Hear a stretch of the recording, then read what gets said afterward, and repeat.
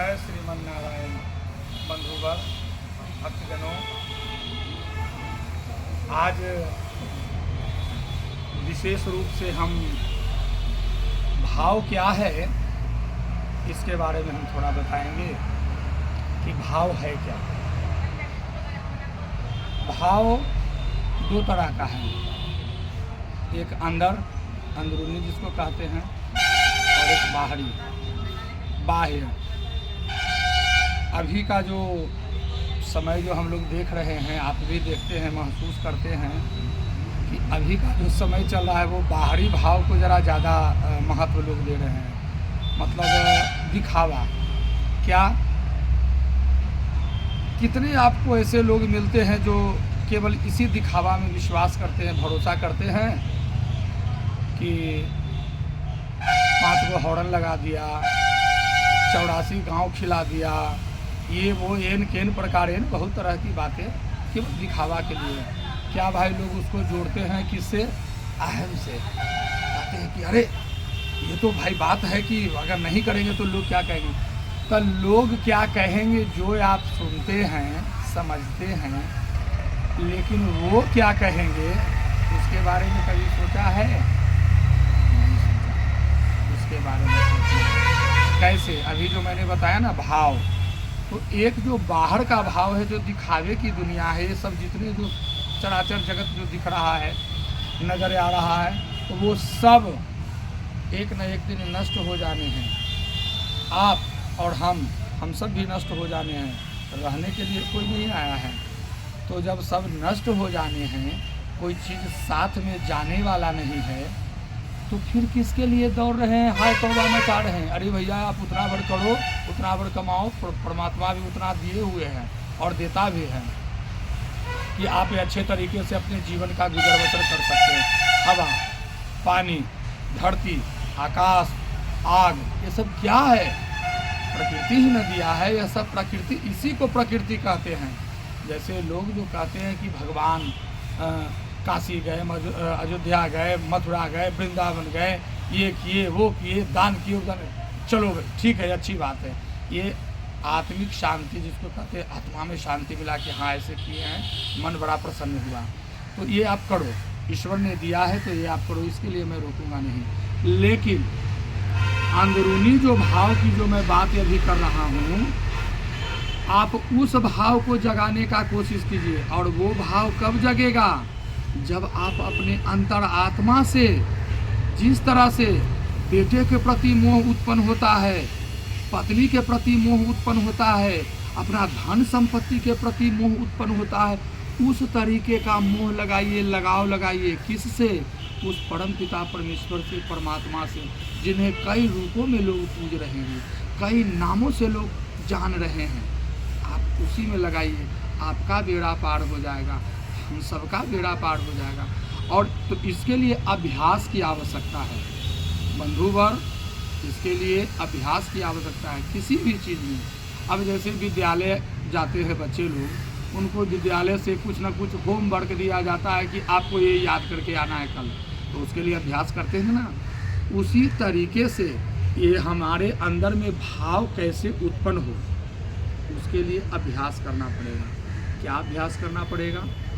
आप, बहुत सारे लोग हैं जो न नहाते हैं रोज़, का भाई तो उनसे नहीं हो पाता है ये वो, चलो ठीक है मान लिया, आप नहाओ अथवा न नहाओ, लेकिन वेद और शास्त्रों ने कहा है शुद्ध होकर, तन और मन दोनों से नहा धोकर आप 5 मिनट के लिए ही सही, आप अपने घर के देवी देवता की पूजा करते हैं ना, उन्हीं को कीजिए।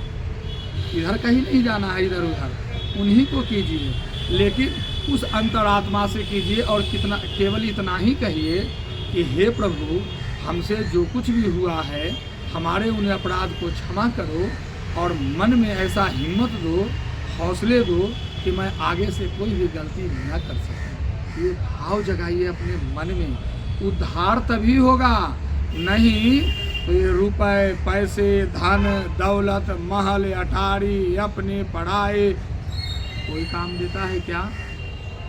कोई काम देता है क्या? नहीं देता है मित्रवर। इसलिए आप भाव को, अपने अंदर की चेतना को जगाइए।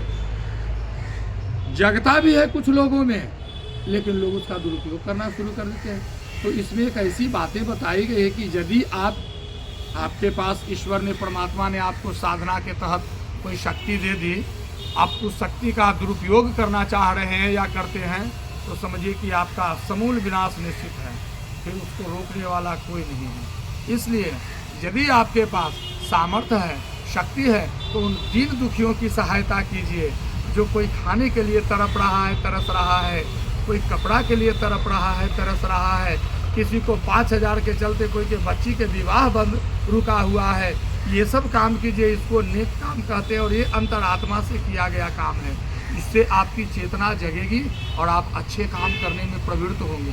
और जब ये शुरू आप करेंगे तो इसके लिए तो शुरुआत करनी ही पड़ेगी। तो हम ये कहते हैं बंधुवर कि इसकी शुरुआत आप आज से ही करो, आज से ही करो। आप रात्रि में जब सोने के लिए बैठो तो अपने मन में निश्चय करो सोने के समय में कि आज मैं ज़रूर से ज़रूर सवेरे में उठूँगा, तो ये सब काम कर करके 10 मिनट के लिए ही सही, 5 मिनट के लिए ही सही, लेकिन मैं अपने उस परम पिता परमेश्वर को जरूर आराधना करूँगा और हृदय से आराधना करूँगा। उनके सामने रोऊंगा, गिड़गिड़ाऊंगा, कल्पूंगा। वो दिनों के पालन करने वाले दीनानाथ हैं, वो हमारी जरूर सुनेंगे। जब सबकी सुने तो हमारी भी तो सुनेंगे।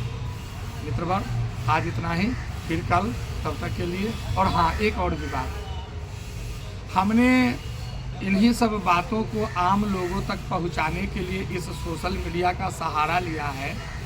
तो हमें आप सबसे आकांक्षा रहता है कि आप सब हमारे इस वीडियो को 5 मिनट, 10 मिनट, 7 मिनट, 9 मिनट इतने का है, आप देखा कीजिए और आप भी देखिए, स्वयं अपनी पत्नी को भी दिखाइए, अपने बाल बच्चों को भी दिखाइए, क्योंकि यहाँ से जो कुछ भी निकलेगा, फूटेगा, वो केवल और केवल आपको आगे बढ़ाने के लिए, आप कैसे अध्यात्म के तरीके से अपने जीवन को, जो राह है, कहते हैं ना कि बहुत कठिन राह। कोई से पूछते हैं कि क्या हालचाल है, वो तो कहता है अरे हमारा ठीक है, बड़ा जैसा कर करके बोलता है ना, तो ये नहीं रहेगी। और जब ये नहीं रहेगी, यानी प्रसन्नता से आपका चेहरा खिला रहेगा, हंसमुख आप रहिएगा, तो मैं दावे के साथ कहता हूँ कि दुख और तकलीफ को छू नहीं सकता है। तो मित्रवर, बंधुवर, हमारे धर्मार्थी सज्जनों, हमारे चैनल का नाम है गोपाल कृष्ण मिश्रा। यूट्यूब में जाएंगे, गोपाल कृष्ण मिश्रा बोलेंगे या लिखेंगे, वो आएगा। उसको आप सब्सक्राइब भी कीजिए, लाइक भी कीजिए, शेयर भी कीजिए और आप कमेंट भी दीजिए, क्योंकि आपका कमेंट्स का हमें इंतज़ार रहता है। हम और भी अच्छे अच्छे विषय को लेकर के चलेंगे और योग प्राणायाम से भी संबंधित बातों को बताऊंगा और आम दर्शकों तक पहुंचाऊंगा। तब तक के लिए जय श्रीमन नारायण।